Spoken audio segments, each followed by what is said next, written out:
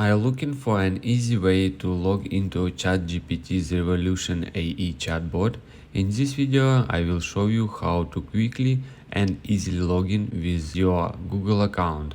I'll walk you through the process step by step, so make sure you watch this video until the very end to properly understand the tutorial. To get started, open up any browser you like and then go to chatopenae.com. Just wait some sec. As you can see here says please stand by while we are checking your browser, and then simply tap on login.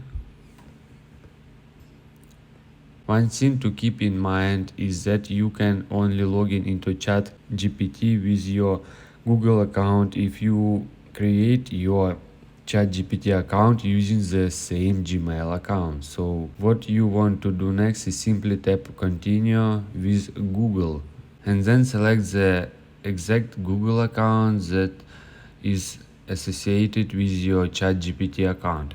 After that, you will be successfully logging using your Google account. If you have any other thoughts or questions, let me know in the comments section below. Hit the like button, tell me so much, but definitely hit that subscribe button. More importantly, everything else. I love every single one of you guys. Hopefully I will catch you guys in the next video.